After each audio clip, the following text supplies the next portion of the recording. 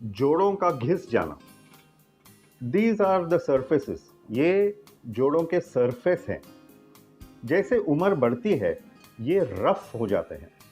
Rough होने पर खटकते हैं, खट खट खट साउंड्स आते हैं।